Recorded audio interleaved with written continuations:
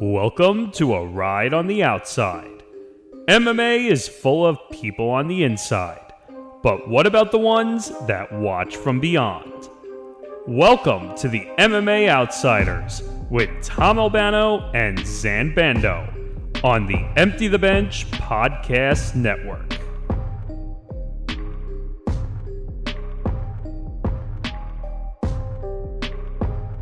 Hip hip cheerio! We're off to England this week for UFC 304. Tom Albano here along with Zain Bando. Welcome everyone, one and all. MMA Outsiders episode 92. Zain, I know, we're not literally going to be flying over to England, but you know what? I'm still gonna pack a bag anyway, just to get into the feel of everything.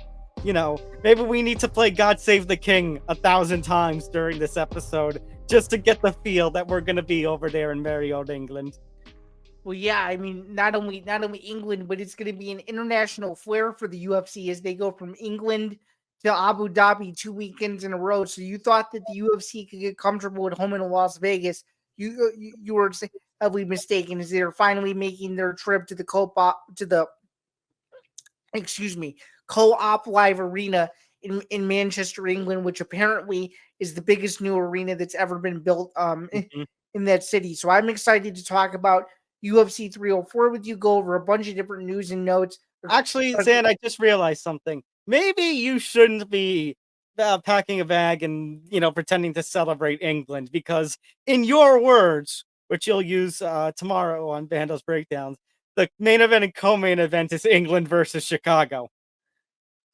Yeah, so for those of you who haven't figured it out by now, Curtis Blades and Bilal Muhammad are from the Chicago area. Curtis Blades is from the suburbs. Bilal Muhammad is from the city of Chicago itself, and he's gone on a local Chicago sports talk radio proclaiming that if he wins the UFC welterweight title this weekend in Manchester, England, that the UFC will be returning to Chicago for the first time since June of 2019, whether the UFC likes it or not. So you better believe that it's me, that it's me in Chicago and England against the rest of the world this entire weekend, and I will not be able to sleep correctly if we don't have two-man news by Sunday morning. Yeah, there we go. I like how we didn't even get 3 minutes into this program, and we haven't had to put this out in a while, but Zain's weekly Chicago plug. It's true, and I feel like nobody else is talking about that we could have two champs from the same city and same state. It is very possible. You could have two, you could have one, or you can have none. That's true. Which probably means that if the UFC has none, I'm banking on a return trip to St. Louis next year. But if the UFC has at least one, my hopes of a Chicago pay-per-view will rise from 0 to maybe 50%. So 50%. I like how you say 50, but you're not even willing to go to 100 at this point. No, yet, especially considering how long it's been since the UFC was last in Chicago. But before we get into talking about England versus Chicago, UFC 304, Jake Paul, and so much more, be sure to like and subscribe to the Empty the Bench Podcast Network. We just surpassed 800 subscribers over the weekend, so thank you so much to everyone that tuned in to the live Fight Companion stream with Brett Hagel, Anthony Ballister, producer Pat, Nick Morgeson, and the whole crew that was there. Over 300 people watched the stream, reacted to a brutal night of action, including Jake Paul and Amanda Serrano's TKOs. So we hope to do more of those in the future. And if you like that content, all the other content in this main flagship show, which is one of the main shows, not only on the entire network, but the main combat sports show, be sure to like and subscribe and follow the Empty the Bench Podcast Network everywhere across social media. It's scrolling across the bottom at ETB Network, at MMA Outsiders ETB. And that's Tom, and I can't believe that we were slowly but surely inching so close to episode 100, but we still have some more business to take care of. And something else that's worth noting, which, by the way, go to our YouTube home, follow us across the social medias. But going back to what we talked about with the social medias, we always say to follow us at ETB Network and at MMA Outsiders ETB, but the network always had the TikTok. Well, we now have TikTok as well. Yes, we still have the ETV Network TikTok, but yes, you can now, starting this week, find all those promos, all those clips, everything from MMA Outsiders that you see on the Facebook, Twitter page, All those etc. bloopers, all those early still clips that you can't find everywhere else, everything. You can now have them on TikTok as well. So make sure, same handle at MMA Outsiders ETB. You can follow us on TikTok now. Yeah, so that means we now we have all of our social pieces covered. So if you could give us a follow, that could really help us out, as that could start to get the algorithm going and so much more. And speaking of getting the algorithm going and so much more, be sure to listen to the MMA Outsiders wherever you get your podcasts, whether that's Acast, Spotify, Apple Podcasts, YouTube Premium, and so much more. And for those of you who are listening on the audio only side, be sure to come back over to the video home and the inverse and so much more. Again, we thank you for tuning into our show, however you choose to tune into our show, whether it's via the podcast realm or the social media realm, or simply interacting with Tom or myself on social media. It's greatly appreciated. And of course, the Empty the Bench Podcast Network, this show, the MMA Outsiders, all of that is presented by Playback. Watching sports is more fun with others, but we spend too much of our time watching alone. Playback is a virtual space where communities can stream live sports together, with everyone perfectly synced up. Creators can hop on stage, deliver their own play-by-play analysis and commentary, and invite viewers up for Q&A. Playback makes watching sports fully interactive and a social experience. From playing fantasy sports, repping your favorite players and teams, and watching with the commentators and communities you care about. Win or lose, sports are best enjoyed together. Join our community by going to playback.tv/ETV Network to find out more, including our live stream schedule. And you will see an expansion of the ETB Network live stream schedule. We've had a little bit of a break, in the action ever since the NBA free agency special that we did, but we are coming back. We have a lot of content because a lot of in the works, a lot of content's being planned with an expansion with Playback. We won't go into detail too much of that yet. Nick Morganson will probably go into it more in the coming weeks here with the ETB Network, but it will begin, I will say, this Thursday, 2:30 p.m. Eastern Time, with the premiere of ETB Network Fight Study. Yes, Fight Study. So, this is what we've teased over the last couple of weeks. Every time the UFC pay-per-view weekend is coming up, we are going to take one day during that fight week. And it's going to be the Zain and I, and then, if producer Pat, if Brett, if Anthony wants to join, whatever, they can come in, sit down, and we're going to watch some old fights revolving around the headliners of the upcoming UFC pay-per-view. In this case, that would be Leon Edwards, Bilal Muhammad, Tom Aspinall, and Curtis Blades. We're going to watch some old fights. We're going to see how they were successful in those fights and what they can take from those victories and the strategies that they can apply into their upcoming bouts. And in this case, because we have 2 rematches coming up, now both those rematches ended with lackluster fashion, if you will, one being a no contest, the other ending in an injury in seconds. But for completionist's sake, we are going to watch those old fights as well.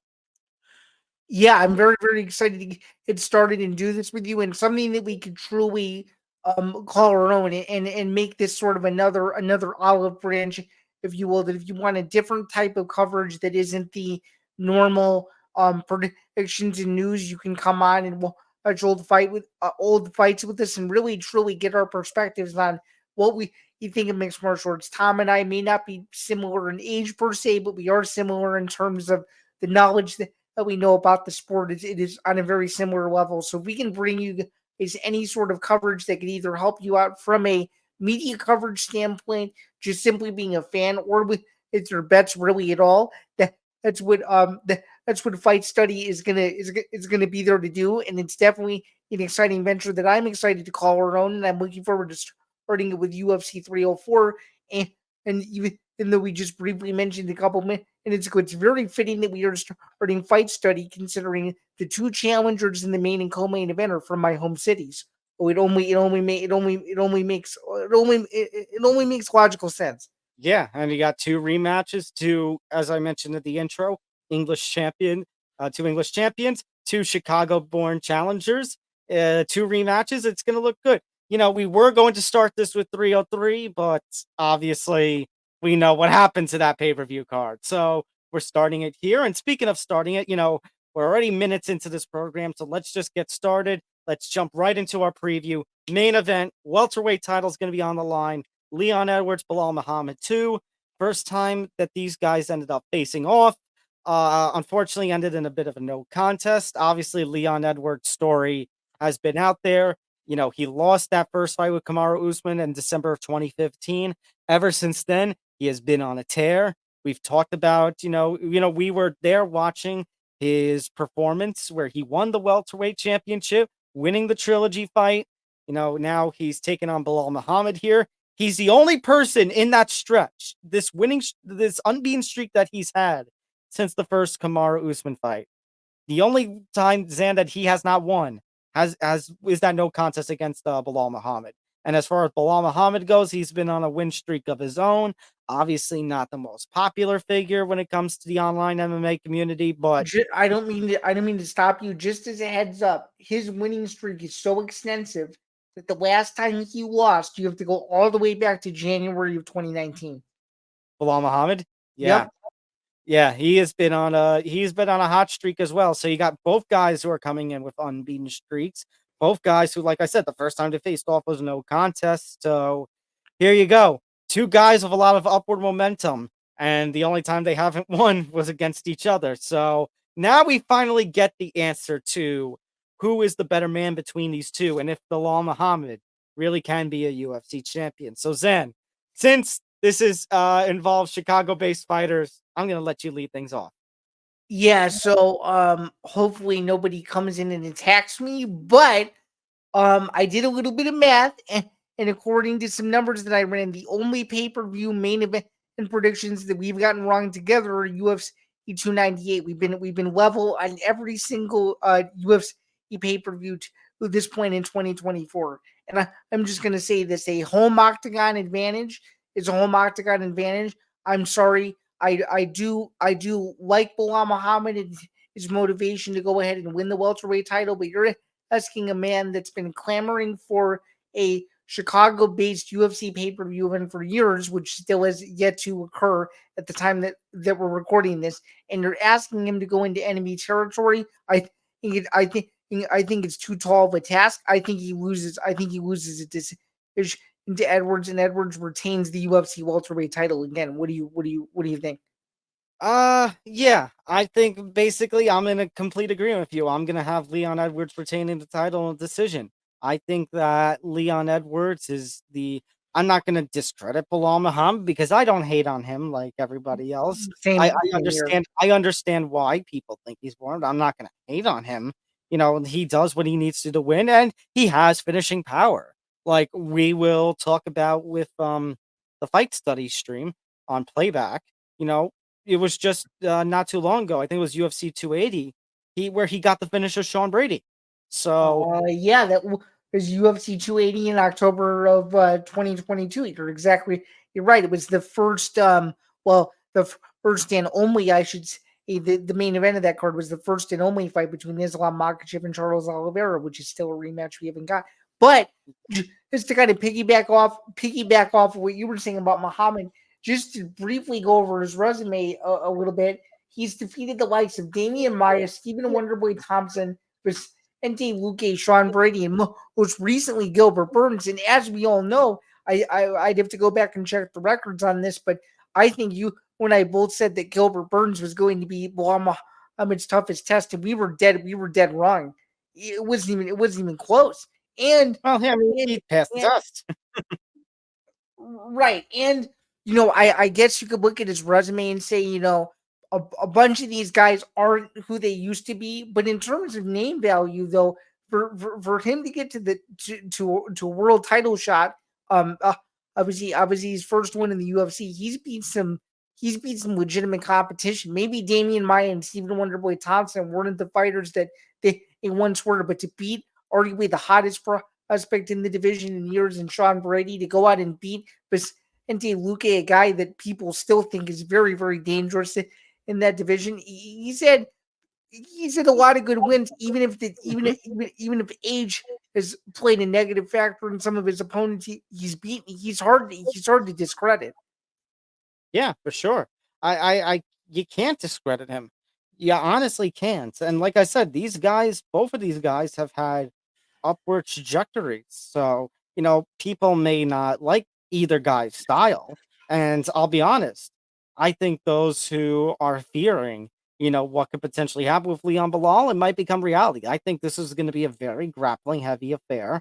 I think Leon's definitely going to have the striking advantage. He's going to use the striking, but it's going to be only when the positioning is going to benefit him, which is, I see these two having grappling exchanges, and I think you're going to see a lot of Leon taking Bilal to the fence and to the ground, and that's where the striking is going to happen.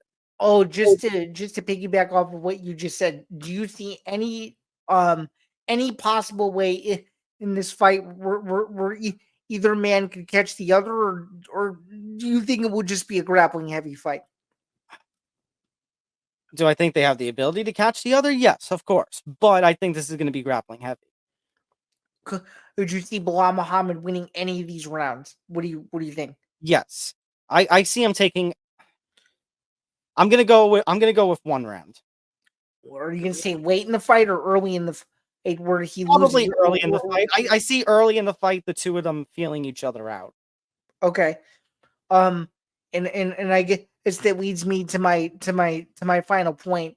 I think, and you'd probably agree with this, I think Leon Edwards thus far has had the most underrated reign as UFC welterweight champion. I don't think he still gets the credit he deserves, despite not knocking out Kamaru Usman to win the title in the fashion that he did, despite beating Colby Covington. And when everybody said that Colby Covington was going to be his toughest fight, he's someone that I think the UFC has done a great job of building as a star in England. It'll only make sense that he deserves to get at least one title fight at home, and this is the fight that he's going to be getting, obviously. And then one other additional point that I don't think people are taking into consideration for this fight either is the fact that they're going to be fighting locally at 3:00 in the morning. I don't think that suits any of the fighters that are not UK based well at all. I think, quite frankly, the fighters who have the advantage are all the Brits, because they're used to it. They're used to and that's, by the way, something or in random times during the evening. And that, by the way, that's something I feel bad about when it comes to like the fans. Is like, they're going to be crazy. The main card's not going to start till about midnight over there. Pardon me, 3 a.m. Pardon me, 3 a.m. Yeah, I was going to say the first prelim is going to start at like 11 o'clock. I know the first prelim is going to start. You said midnight, and I'm thinking, wait, they're going to walk out at midnight? But if that's the case, then they're not going to walk out till 5:30, 6 o'clock in the morning. Yeah, that's not good for anyone, and I don't care who you are, but especially when you talk about local fighters, and obviously it's a very UK heavy card because they're going to Manchester, but man, the guys that have to fly all the way over just to that time zone difference, which is several hours past where you and I are, you're in Eastern time, I'm in Central time. My point still stands. It doesn't help anybody having to fly all the way over there, expecting it to adjust the time, and I just don't think it's gonna benefit Bilal in any way, unless he can somehow stimulate what that time difference is gonna look like. I think that's going to be part of his downfall too, and I'm sure that the weather change, depending on if it's a little cooler there, might actually end up playing a factor there as well. So I don't know. I just think the odds are the odds are stacked against him, and if I'm him, I'm not nervous per se, but my thought process, if I'm Muhammad, is if I can't get him out inside of the first round, it's going to be very, very difficult.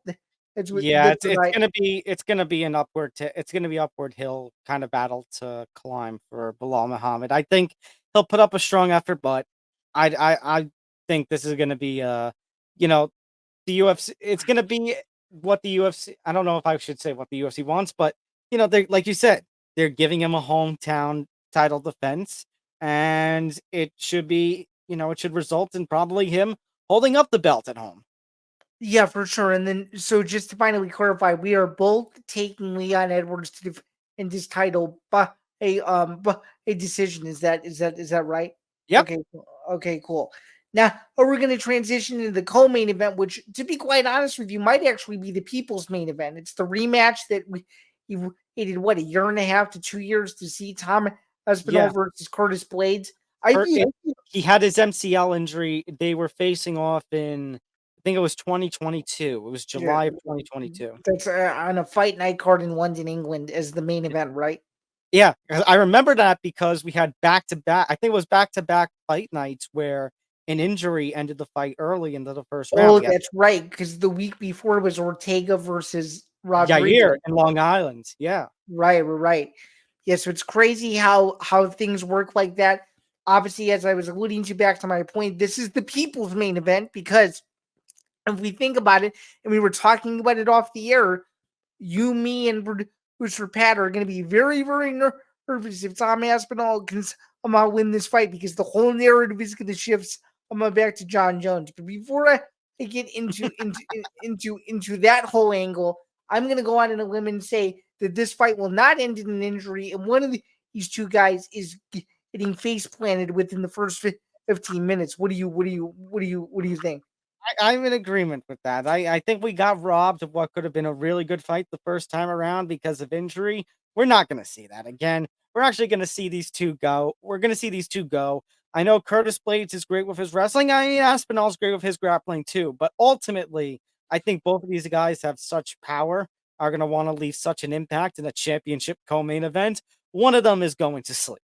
It's going to be a battle of just who is going to be able to land that punch first. Right. So just to give you guys a little bit of background, like I did with the main event, looking Curtis Blades first trains out of Elevation Fight Team, which is obviously a great team out west. I'm pretty sure that's it's in Denver, but please correct me if I'm wrong on that. He's won 4 out of his 5 fights. His most recent win was against a very game Brazilian Jiu-Jitsu practitioner who you and I like a lot in Gelton Almeida. He was able to exploit his weaknesses there. He also had some very interesting wins outside of the freak accident one against Aspinall. He's got wins against Chris Dawkins.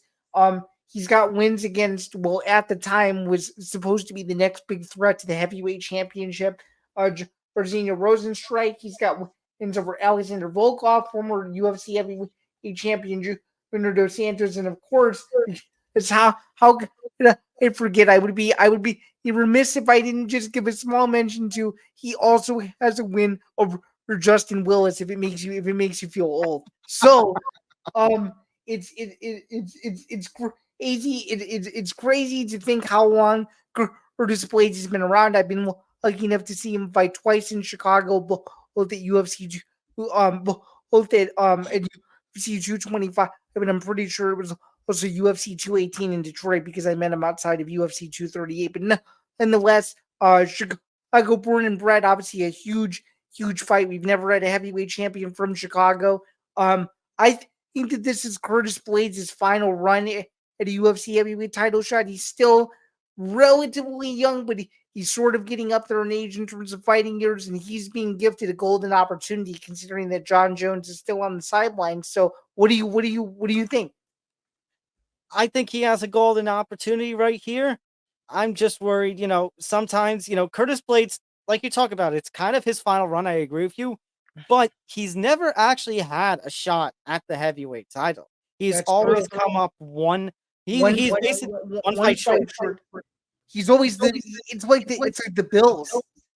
Yeah, I think that's perfect. That's a perfect analogy. He's like the modern day Buffalo Bills, but always just one fight short from fighting for the big fight. It's like that expression, the bridesmaid, never the bride, except he's not even a bridesmaid. Hey, he's still as you like to say, the Max Holloway version of Triple A is beating everybody. I was gonna say he's not a quadruple A. He's not a Holloway or a Whitaker where he's a quadruple A. He is a triple A. For sure.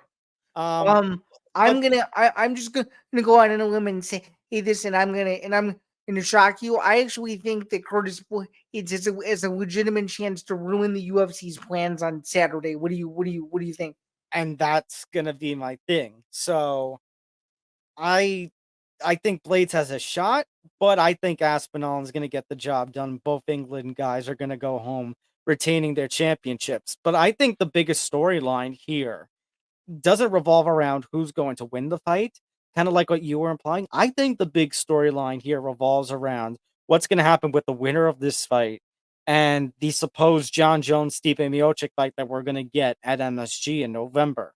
So, because I think at this venture, at this point, with all the dialogue and with all that uncertainty with John Jones between whatever is going on with this fight with Stipe, between his legal issues, I know the UFC is not like boxing in many different ways, and one of that is that mandatory challenger. But I think whoever wins this fight has to be a mandatory backup for MSG. I think so too. And I'm just going to say this. You probably agree with me, but if Curtis Blades becomes the interim UFC heavyweight champion, I'm just going to go out on a limb and say this. March of 2025, you will see these two challenge each other in a trilogy for the undisputed UFC heavyweight championship if Curtis Blades can get it done. Considering I'm still one of the very few people that thinks John Jones, if he beats Stipe, is going to end up retiring, and Stipe, it seems like everyone's assuming that this fight with John Jones is going to be his last. That wouldn't surprise me. And honestly, thinking about the scenario I brought up last week, 2 weeks ago, whenever it was, I think there's a chance then we could see this fight happen at MSG. Because imagine again, right? Yeah, because imagine, Jones or Stipe are out, and whoever wins this fight becomes the man. Gets inserted in. What happens if the other one, like let's say it's another Jones injury? What if Stipe says no, I want Jones? Then he'd be out of the fight. So you could just plug Aspinall back in there. You very well could. The only issue that I would have with that, though, is you have to hope that there's no serious injuries in this fight. Because that's true too. That's a very quick turnaround.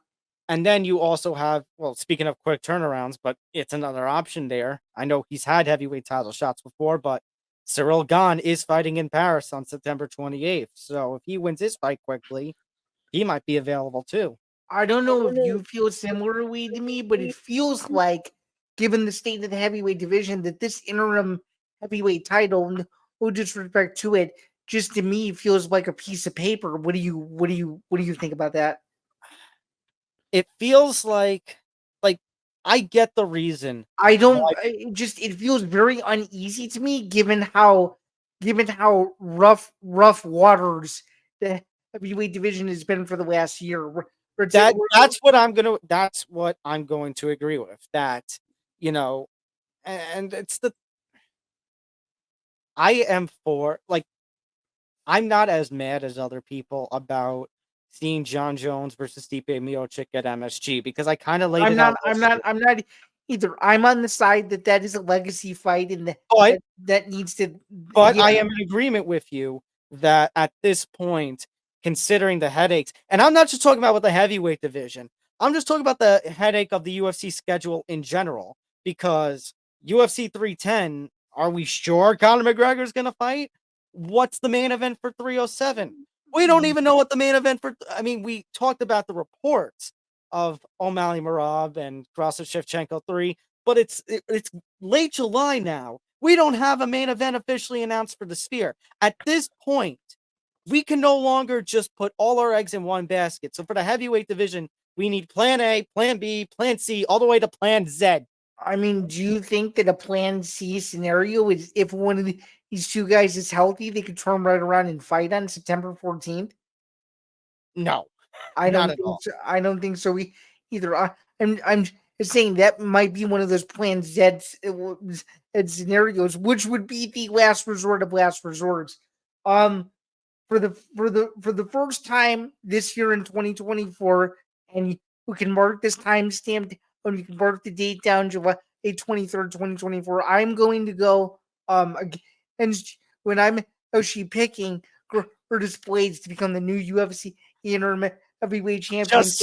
Just because you want a Chicago UFC champion, and two, you want to see the world burn. and three, I want to go to whatever the next UFC Chicago card is. So yeah, I have to do this twice in one show. yeah. So I am picking Curtis Blades second round TKO. It's either going to be that or it's going to be Tom Aspinall by decision. That's what You're not even saying Aspinall's going to get a finish? I don't think so. Oh, I think that Curtis Blades is a worked on his defense, and I think his chin is tougher than a lot of people think. So okay, then we're going completely opposite because I'm going with an Aspinall second round knockout. Okay, how do you? Okay, you just brought up a great point. Second round. How do you think the first round plays out? I'm curious. I think Aspinall is going to. I think Aspinall is going to feel Blades' wrestling for the first round. Interesting. It's weird. You know how the Blades Almeida fight played out, where Blades felt Almeida's wrestling for the first round and then got the knockout in the second? I think that's going to play out this way, the other way around. Interesting. I mean, we obviously have these two fights at the top of the card. We don't necessarily have a banner for the other fights, but are there any other fights on this card that stand out to you that you think are interesting? I think King Green versus Patty. That's getting me such a hard time for me to get used to calling him King Green instead of Bobby Green. That's right. Even on our document, I even changed. I had to change it. I had to change it the other night. I'm like, wait a minute, no, it's not Bobby anymore. It's King Green. Taking on Patty Pimlet. You know what? King Green talks about all the time that he's going to be Patty's biggest test, and he's not wrong. Right. He's not wrong. King Green has a durable chin, brings pressure. I think it's going to be a trouble for Pat. I still think Patty's going to win, but I think this is going to be a real test to see what he's made of. I think so too, and I think this entire main card, from a hardcore fan perspective, is a phenomenal card. This is a great card for the English fans. The only disappointment is that it is catering to the American audience, not the UK audience. Yeah. And by the way, in case you didn't know this, I've on this out so I could say it. The reason why the time is what it is was all an ESPN decision, not a UFC decision. Yeah, I kind of hinted at that like last month or so ago, but here's the basic point. Unless you're Abu Dhabi, you're not getting the you're not getting the special time treatment, most likely. No, I don't think so either. And even to piggyback off that, I guess, well, I'll actually just give advice because I've been the one to go to UFC events before. If you are going to this event in England and you have never been to a fight in England, which I haven't, so why are you fully taking my advice? Just trust me. Do your best to get as much sleep as you possibly can during the day before, because you are going to need it, considering that the prelims will more than likely go off at midnight local time. So just keep that in mind. It's a 1 week only thing, but it's simply to accommodate the American audience. So that'll be interesting. Don't forget UFC 304. You could pick it up on pay-per-view. The preliminary card begins at 6 p.m. Eastern on UFC Fight Pass and ESPN Plus here in the States. Then, of course, you can flip over to E Plus at 10 p.m. Eastern, 7 p.m. Pacific. There is your infomercial. You're welcome. All right, let's talk about, let's do some recaps here. Let's talk about the UFC card from this past weekend, especially, namely that main event. And well, by the way, a very underrated main card. Would you not? Once again, the UFC and its fighters know how to turn chicken, what, into chicken salad, because this was fantastic. The prelims, not so much. The main card was fun. Main card was very fun. A lot of exciting finishes, but of course, jumping back to this main event, a very important main event is both of these women were in the top 10. If people didn't know who Verna Jandiroba was before Saturday night, they know who she is now. I'm trying to look at my menus and I don't see an option anywhere for crow, because I need to eat some crow, because we were both wrong. We completely doubted Verna, and what did she do? Well, first round, she and Amanda Lemos have basically a grappling test. So we kind of had the assumption that Verna was going to take this fight to the ground. I just don't think that anyone I don't know if we can say expected, but the advice was that Amanda Lemos should win the fight with her striking, and Right. Amanda win and followed her to the ground and tried to go submission for submission with her, which ultimately proved to be her undoing. As in the second round, she got locked in an armbar and tapped. Yeah, and it looked like the initial knee bar or attempt was seconds away from being good as well. So her mastery on the ground was very impressive, and just for her to even survive Amanda Lemos' early storm on the feet, we know she's a very dangerous striker. That to me was the most interesting part, because I'm like, if she cannot get this fight to the ground, this fight's going to be over relatively quickly. And wow, was I wrong? Was I wrong about that? So Yeah. So I mean, credit to her. Do you think she's ready for Whaley? oh yeah, absolutely. What do you think? I whether she's ready or not, I mean, I think she's earned. I think she's earned the title shot. She's earned it. I don't know if I see her beating Whaley, but she's earned the title shot. I I agree, but do you also feel like in the same wavelength though that Amanda Lemos doesn't have the name value to where she needs a true number one contender fight? Because there's also that argument too that maybe Amanda Lemos just isn't one of these fighters that moves the needle, so to speak. I don't It's know and it's right by that argument, but I've seen that out there. yeah, I'm sure, and no, I've seen that out there, but I don't know if I necessarily agree with that, because Amanda Lemos just had a title shot last year against Whaley. it's true.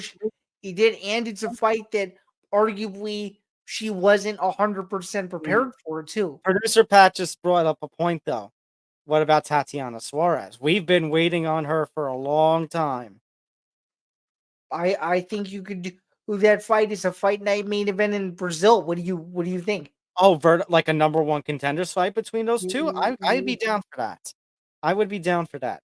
And the only reason I bring that up also, especially, and thanks to Producer Pat for doing that as well, is because, let's talk about name value. What are you gonna do? Rose Namajunas, she's now at flyweight. Carla Esparza, both her title runs kind of proved, like, I give her the respect as a two-time champion, but both times she lost in her first defense. Like, Right, so you can't really hard there for Verna. right, so you can't fully credit Carla Esparza as having a true title reign, considering they were so brief. Right, using the logic that you brought out last week. So the problem with Verna right now is that who really, other than Tatiana, really can be, against the cage from her in a number one contenders fight? I don't know. That's why I feel like this win is something that you have to credit. I mean, for God's sakes, it was number 3 versus number 5. I know the UFC rankings, sometimes aren't the most credible, but you gotta give some nod to it. No, I know. I'm also one of those people, and this may just be my disdain for these types of events, but I'm not the biggest fan of giving fighters title shots when their previous win was at the UFC Apex, just considering that the cage sizes are a little bit different. But that's just me being a nitpicker at this point. At this point, given what we know, I'm cool with whatever the UFC decides to do with the strawweight division. But the one thing they can't do is thrust Carla Esparza into a title fight to get people excited, because it's clear that people are not interested in her being at the top anymore, and that's not a knock on her. That's just a knock on how her fighting style is. That's all. This is coming from someone who was the biggest Cookie Monster fan a decade ago. So, yeah. But I will say this though, and the Lamo, who should have nothing to hang her hat on, it simply wasn't a good performance, and she'll be back. She's still one of the best strawweights in the world. What do you think? Yeah, no, Amanda Lemos is back. This loss doesn't say much about her as it does about Verna Jandiroba. Like, that's what this performance was about. That Verna Jandiroba is legit. All that crap about, this isn't a fight night worthy main event. Verna, even my own words about Verna, I don't know if she's necessarily ready. No, she proved she's ready. No, she's ready for sure. And just to add on top of it, that I think that one of these two more than likely will eventually be a future champion at some point in the future, and I could very well see a rematch between these 2 years down the road, because They're both equally as talented. It was just that Jandiroba was a little bit better on Saturday night, and that's just one of those things that happens. You go into these Apex cards and you get these main events that are coin flips. We had one obviously in like a month or so with Gilbert Burns and Sean Brady, where we don't really know that one's going to play out. So it almost feels like every single Apex card, it's the most unpredictable main event you've ever seen every single time. So For sure, for better or for worse. All right, let's get 1000%. to our headlines. I mean, it's weird to say let's get to our headlines because this is technically still a recap too, but it's a headline embedded within a recap. So let's talk about that Jake Paul Mike Perry fight. I'm a genius, number one, by the way. Who said that Jake Paul would knock out Mike Perry in round 6? You did. Sir. Yes, sir. You are the man. But let's talk about that fight because the fact that it managed to get to 6 rounds honestly feels like a miracle. It was a miracle that it got that long. I mean, for sure. And I thought this fight was going to go completely differently than how it actually went. But please continue with what you were saying. Like Jake Paul, the fact that Jake Paul, I was getting flashbacks to when he dropped Nate Diaz in the first round last year. Like, what the hell? And then he did it again in round 2. I mean, it's like it goes back to what we talked about last week, Zan. That Mike Perry is a great brawler, but being a great brawler in BKFC, versus being a great fighter as a boxer in an actual boxing ring with boxing rules are 2 completely different things. And which is exactly what a week ago. Mike Perry will find out from the first punch that this is a real fight, and that's exactly what happened. And Jake Paul just, he showed how much of power he's got. I mean, Mike Perry has a fantastic chin, and he was taking shot after shot. He was doing the Korean zombie style thing and walking through shots. But guess what? He was still eating them. Jake Paul was still delivering them. Perry was delivering it right back. And Perry took a round or 2. But Jake Paul was still it was still a thorough domination by him. And then he drops him one more time in round 6. Perry stumbles and that's it. And I think some people were kind of, at this point, you can have your opinion on the Jake Paul and how you view him with boxing, how you view him as an MMA fan or whatever. But I feel like people were, and maybe this is hard, but embarrassed by Mike Perry's performance, especially if they were of those, I want to see an MMA guy beat Jake Paul in the boxing ring kind of variety of watcher. Well, to counter those people, how can you be embarrassed when Mike Perry is transitioning from BKFC to a sport that he hasn't fought in 9 years? You can't 100% blame him for the fact that he didn't have a couple of boxing matches under his belt before Jake Paul. So I actually think in response to the critics, if you will, that I actually think they're taking that a little bit too far. What do you think? I think it is a little far too, because like I kind of said, like you mentioned, the last time Mike Perry fought in boxing was in 2015, where he lost. So, and BKFC versus boxing are 2 completely different things. Now, we say that Conor McGregor had a very harsh reaction to Mike Perry getting one-sided thoroughly dominated, keeping in mind that Conor McGregor is now a part owner of BKFC. And he basically said in a post-fight tweet, well, he had 2 post-fight tweets. One where he just thoroughly bashed Jake Paul and just, well, Conor has never liked the Ball brothers anyway. And then he followed it up with, oh, by the way, Mike Perry, you're fired. Yeah, I mean that's weird. An owner to fire another part owner just to me doesn't make sense. I've seen some guys in BYB come out and say that Conor is legitimately saying this. I think it was just the social media stir the pot. What do you think? Whether it was or not, I don't think Conor McGregor has the power to fire another, as you mentioned, part owner. And Perry said that at the post-fight conference that he has no power to do that.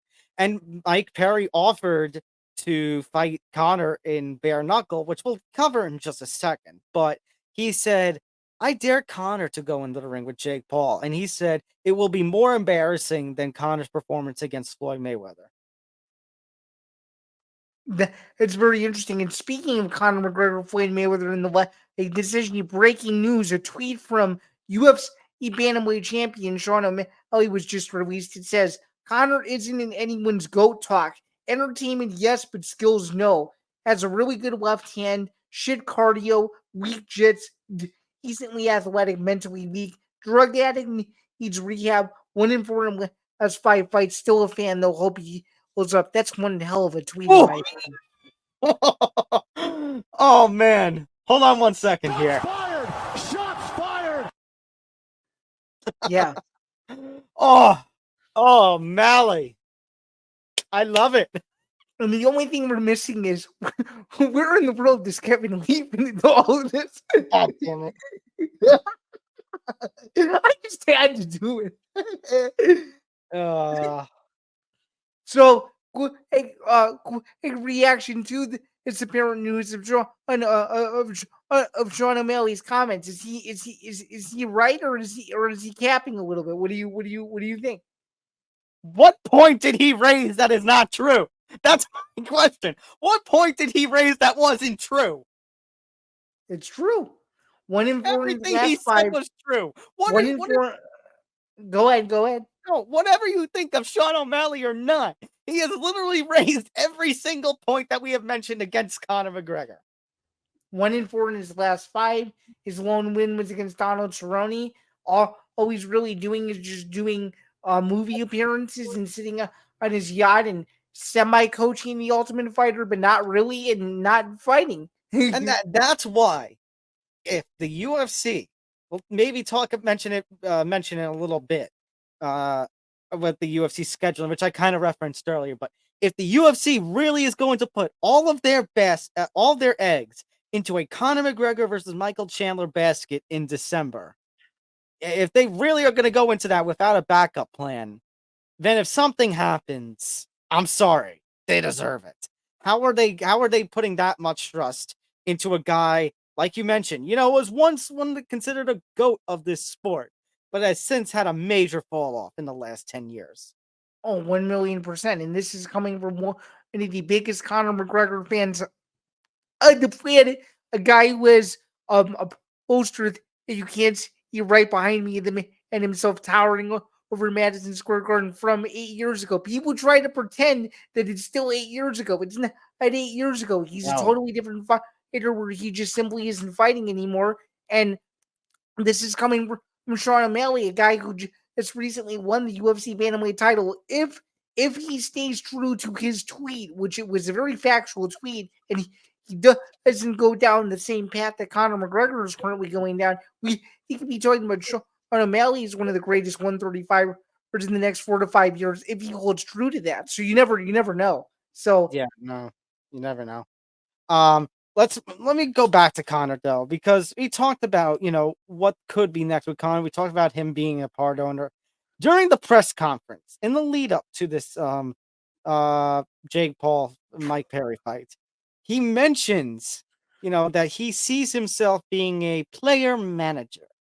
Almost like he's teasing, once my UFC deal is done, maybe you'll see me in a bare knuckle ring, which, I'm sorry, what? Just, what?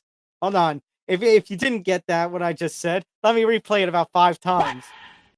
What? Because I don't believe this. I'm sorry. Not a shot. Not a shot. I'm sorry, Tom, but sometimes these things happen in MMA. Oh, wait. Oh, no. God damn it. I have to bring that out now. Sometimes these things happen in MMA. I mean, Tom, we thought that winning 2 UFC titles in 2 different divisions and holding them at the same time was sacrilegious. This is a potentially sacrilegious and as conflict of interest as you could possibly get. Yeah, seriously. An owner. I mean, what is this? This is gonna be like WWE when Vince McMahon used to have the occasional wrestle. Jeez, I mean, Tom, as someone who watches BKFC very casually, I could not tell you a single fighter that would match even remotely well with Conor McGregor at all. And here's the worst part of that. It's like, yeah, if Conor McGregor fights on a BKFC card, it's going to be the best-selling BKFC pay-per-view of all time. But what happens? But we talk about, what happens if Conor McGregor, after all this time off, loses to Michael Chandler? What if Conor McGregor goes into the BKFC and loses to one of these guys? Oh, his legacy is tarnished. This could be it. This is sad to use this comparison because I shouldn't be using it.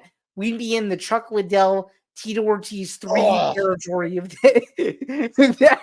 that happened. I just got goosebumps, and I'm not talking about good goosebumps. I'm like, oh, why did you bring that up? I mean, hey, we're going in all different twists and turns and directions.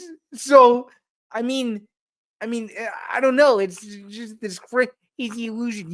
Your conspiracy theories about Conor. I have my theories that if he goes to BKFC to actually compete, it would be a total disaster. Like I don't know. All I know is that being a player manager seems to me like a really, really bad conflict of interest and somebody that no other company in the world would approve of, in my opinion. Yeah, no, not at all. Meanwhile, let's talk about his old rival in Nate Diaz, who put out a tweet that was basically like, LOL, I'm not suing anybody. To which then Eric McGracken, who we talked about last week, the MMA legal expert, who we played his clip last week about the settlement that's been, shot down in a court, which still no update on that, by the way, as of the time. Which, by the way, we'd like to apologize to our viewers and listeners. He did not have the audio queued up properly on the main side of the platform that we use. So for those of you who couldn't hear it, 100% that's our bad, and we just wanted to remind you that we will do our best that if there are other audio sound bites like that, to correct those in the future. So just as a little heads up there. Okay. He mentioned that basically he's like, no, Nate, I see paperwork here that says you did file a lawsuit. So, I mean, like, look, I get you don't see, the kind of personality that the Diaz brothers are. You don't see either of them suing anybody, but let's be real. If Nate really was not paid $9 million of a guaranteed $10 million payday, you should go to court. Yeah, I think so too. And you probably agree with me. He's probably just saying he's not suing him for PR, right? Oh, absolutely. And I mean, he would be stupid not to sue, though. That said, maybe this is my PFL bias showing. Okay. All things aside, now Jake Paul has upped the offer from $10 to $15 million to fight Nate in PFL for Jake's MMA debut. If Nate's really not going to go through and not sue Fanmio, or he's not going to get any money because now Fanmio is going to go bankrupt, maybe that offer now needs to be considered. Yeah, but to counter you, and I understand that you have PFL bias, and I also have a bit of my PFL biases too.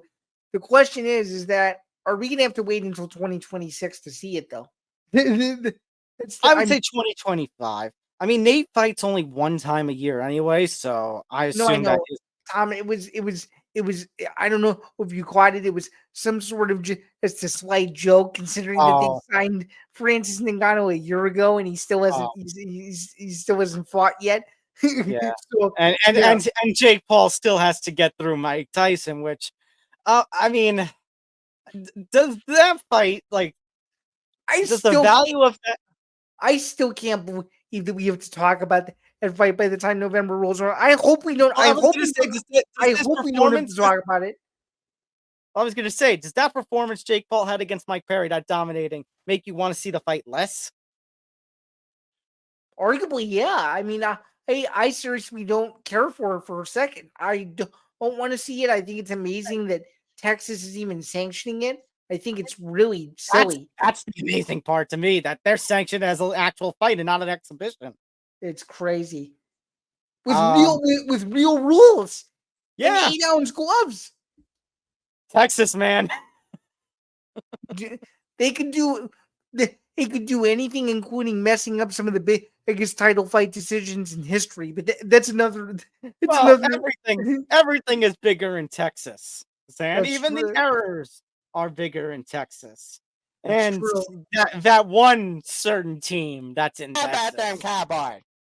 I can't wait to have that sound effect just play throughout football season.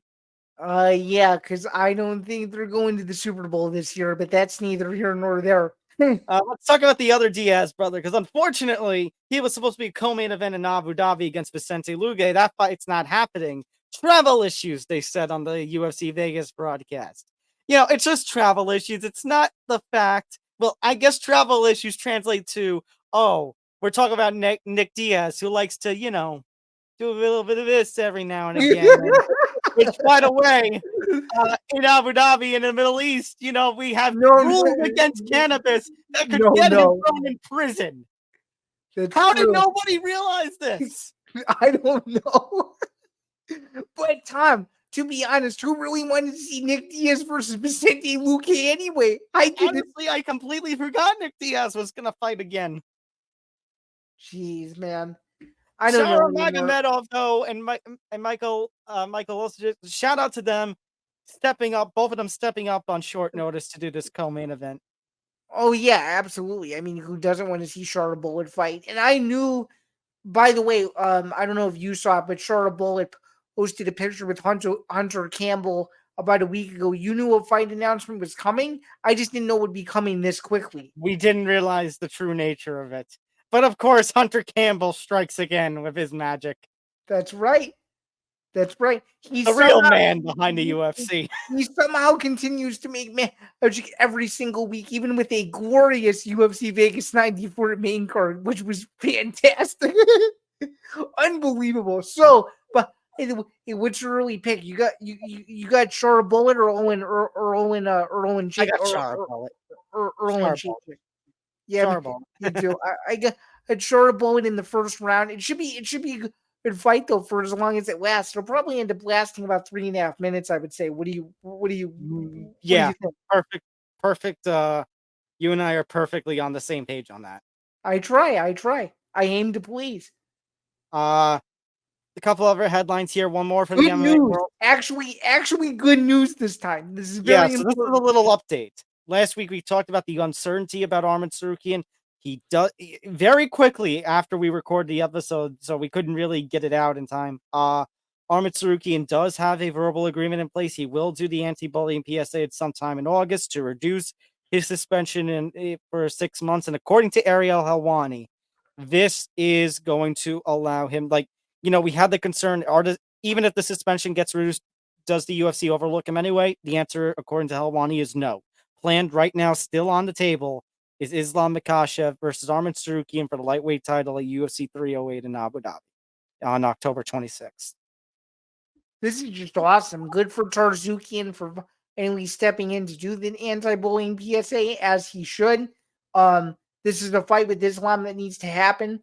Arguably the biggest fight in the history of Abu Dhabi, in Abu Dhabi MMA, if that's even considered a real term. If not, I just coined it. But yeah, this is a fight that needs to happen. And if you are a hardcore UFC fan, you are drooling and on the days till October 26th, because while the madness of UFC 306, 307, 309, and 310's uncertainty is very much up in the air, this fight isn't. In this fight, at least we could say for 99.999% certain he's on for UFC 308, and that's very exciting to see. So, for sure, it would just help if we had the rest of the UFC schedule to figure things out. I mean, Sam, it baffles me. For the second year in a row, we're entering late July, and the September pay-per-view does not have a main event announced yet. 8 weeks away, Tom. This is unbelievable. 8 weeks away with VIP tickets already on sale at absurd prices with no main or co-main event. I mean, I get it's the Sphere, but the UFC is supposed to put, the focus is supposed to be with those prices on the fighters, not on the Sphere itself. It's supposed to be on the fighters, not the arena. All right, well, given that we're arguing about the schedule and stuff, who do you think headlines UFC 306 if you had a crystal ball? What do you think? I'm going to go with the reports right now. O'Malley Merab.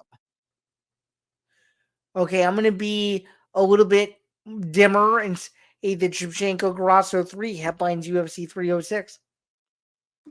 I mean, I think I'm a bit of a purist, and I think considering that it's Mexican Independence Day, you got to headline with your. I don't have a problem with that. One, because like you said, Mexican Independence Day, Grasso is your champion, and two, because I've always been the advocate of a UFC pay-per-view being headlined by Valentina Shevchenko once. Plus, number three, what the hell's going on with UFC 307 in early October? Now, I will throw a theory I had out there that we talked about before the show, before we started recording.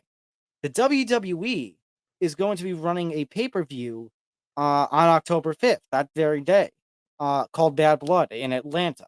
Now, we talked about this earlier in the year. Now with both promotions under the TKO banner, it's going to be very unlikely that we see, pay-per-views, being booked on the same day unless one is international.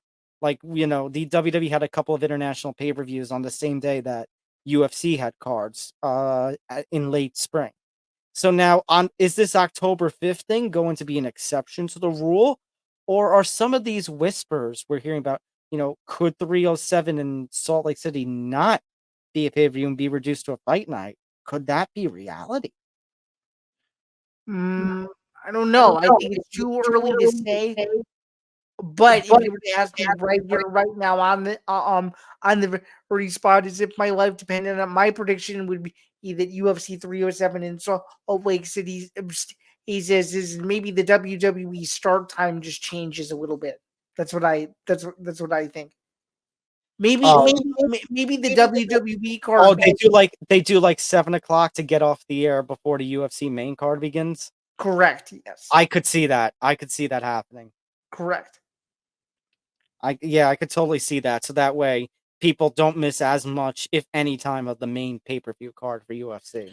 Right, and for some people like myself who don't follow the WWE as closely as you do, I don't really care about Bad Blood's presence that day. But for someone like you, who I'm sure is excited to watch both, you definitely care about what time that gets off, don't you? Right? Mm-hmm. Yes and no. I wouldn't care so much if this was just a normal UFC Fight Night card, but that the fact that they're doing 2 pay-per-views in October, it seems like that's the thing. Which, by the way, I think when I were in charge, we'd be doing 2 pay-per-views in November and not 2 pay-per-views in October. But that's we are not. Let's just say this: we love to play schedule armchair matchmaker. We are not the experts. We're just going based off of logic, which sometimes the UFC refuses to follow, and it looks like that's what they're continuing to do here. As we still, with 8 weeks to go, do not have a main event for the MSG Spirit Card, September 14th, Mexican Independence Day, and there's the rumblings, according to our good buddy Oscar De La Hoya, that Canelo Alvarez might still fight on that date at the MGM Grand. So I'm just saying. I'm just saying. As I've talked about the last few weeks, nothing has gone right for the UFC in the second half of this year. Nothing.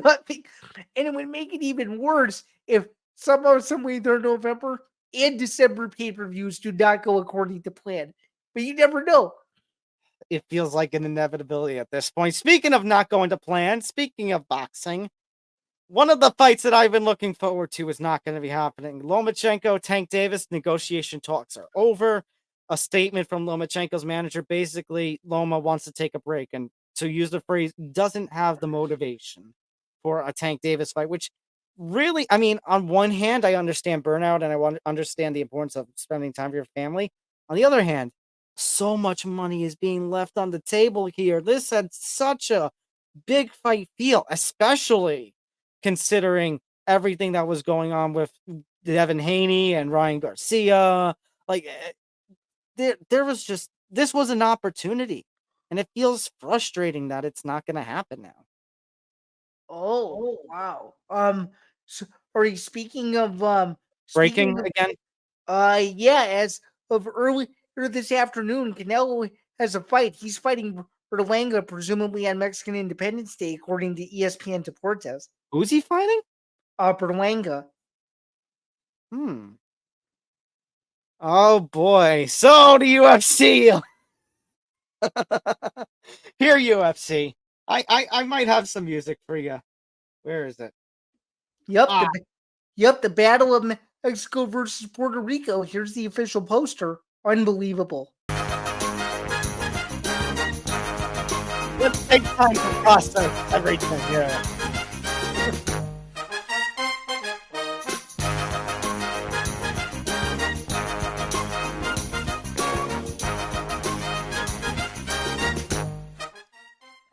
All right. I mean, By the way, just to clarify, no official date, but the target is the same night as Noche UFC 2. so all I can say is, versus Canelo Alvarez. I wonder if I can hear the cry from the war room right now with Dana and Hunter Campbell and all the UFC execs. They probably already know because it came out about 2:20 on the day that we're recording this, which is Monday, July 22nd. For all of you guys, it will obviously air Tuesday, July 23rd. So, as Tom, that leads me to my next question. Assuming that the Canelo fight is obviously a pay-per-view, are you going to be watching both one or are you going to be finding alternative methods, if you will? What are you gonna do? Well, I have to. Well, considering my role over at MMA News, I have to watch 306. I have to. It's my obligation. It is my duty, if you will, to watch Right. 306. I don't know. I maybe I can find the two, the two TV or tablet and TV setup or something. Well, don't worry. I'll take care of it for you. That's not a problem. You'll be But- able to watch both. Don't worry. I'll take care of that. My question is just I mean, everything is going wrong for the UFC. I know, but just keep in mind, not 100% Mexican Independence Day, but very, very likely the front runner for Canelo Berlanga. For sure. All right, back to But this. So, where do we go to here? Because Tank Davis has to have some sort of opponent, and the rumor right now is if it's not going to be Loma, it's going to be Shakur Stevenson, even though the WBC has already required him to do a purse bid for a mandatory. Who do you think that mandatory is going to go to? Have they said yet, or are they just saying it's a purse bid for the moment? I can't remember. Hold on one sec. Let me get the information up. It's Zapata, William Zapata. It's not a bad fight. It's not a bad fight. It's not a bad fight. It's just a matter of, and that's where I get frustrated with Loma. Like, not from the, standpoint. I respect what he's doing. It's just frustration for me because, again, boxing gets in its own way. And now this fight's going to be delayed by 8 months instead of it happening in a couple months.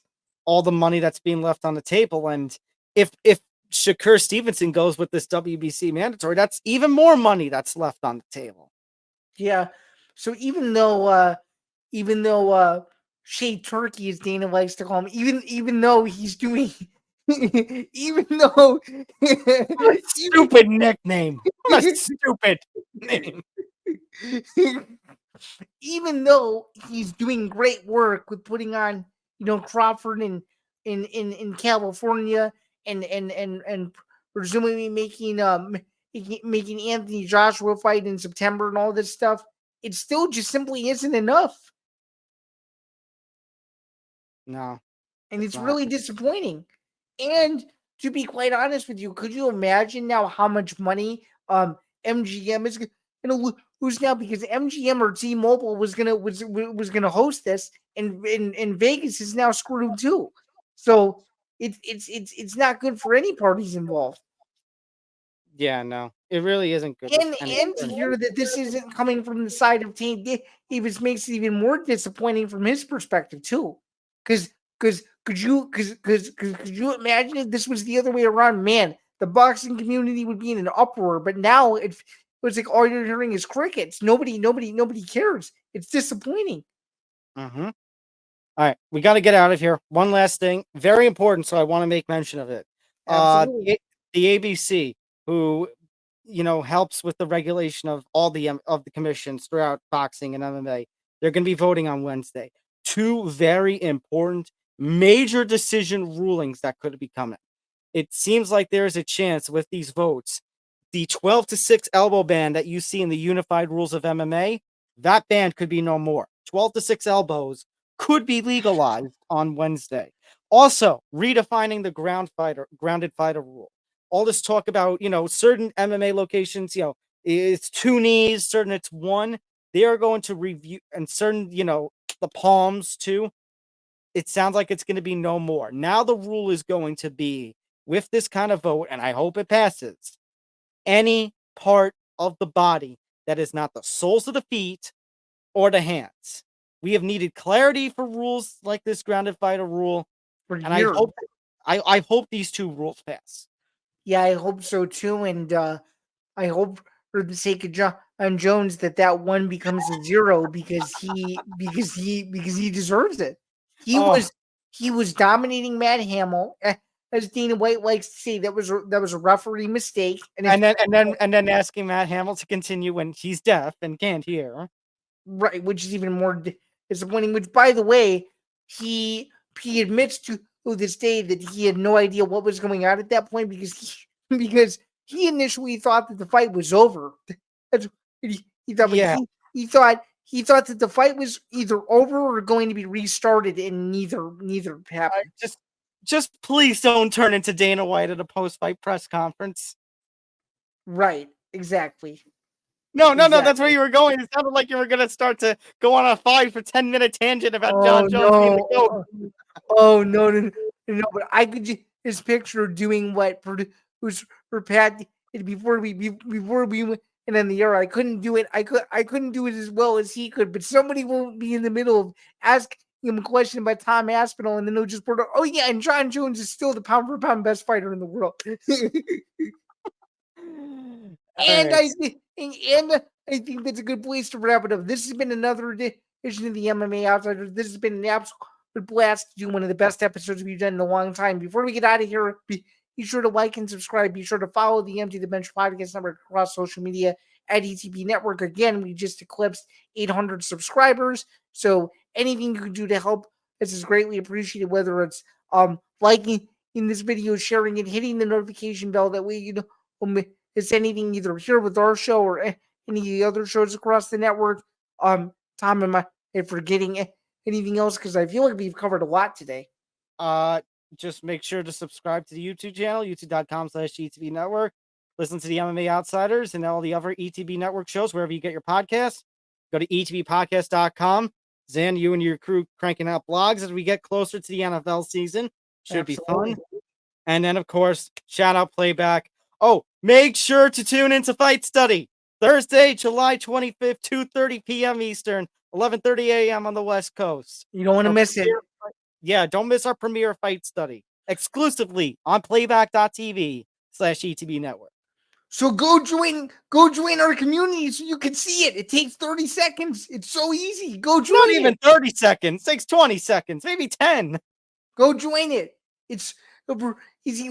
English boy. Anyway, we're going to get out of here. This has been another edition of this great show. We cannot wait to come back next week. Recap UFC 304, preview UFC Abu Dhabi, and so much more. For Tom, I'm Zain. We will see you guys later. Enjoy the fights and have a wonderful rest of your week.